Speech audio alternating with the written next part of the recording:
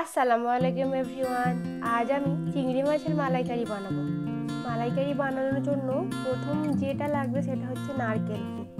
এখানে আমি একটা নারকেল ভেঙে ভালো করে কুড়িয়ে নিয়ে নারকেলের দুধ বার করে নিয়ে সাইডে রেখে দেবো।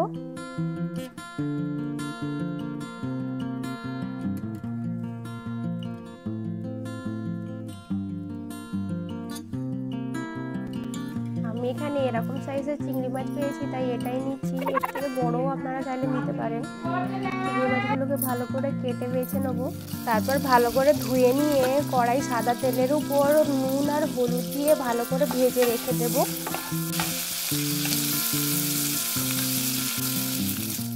ওই মাছ ভাজার তেলের উপর আরেকটু তেল দিয়ে গোটা গরম মশলার ফোড়ন দিয়ে তার সাথে দুটো শুকনো লঙ্কারও ফোড়ন দিয়ে নেব। তারপর পেঁয়াজ বাটাগুলো ভালো করে দিয়ে লাল লাল করে নিয়ে হলুদ গুঁড়ো, লঙ্কার গুঁড়ো আর জিরের গুঁড়ো দিয়ে তার সাথে একটু নুন দিয়ে ভালো করে নাড়াচাড়া করে নেব।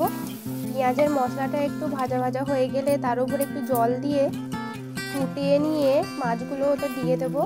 উপর দিয়ে নারকেলের বার করা দুধটা দিয়ে দেবো আর সাথে সামান্য একটু চিনি আর একটু গরম মশলা উপর দিয়ে ছড়িয়ে দেব। তারপর 5 মিনিট ভালো করে ফুটিয়ে নিলেই রেডি চিংড়ি মাছের মালাইকারি।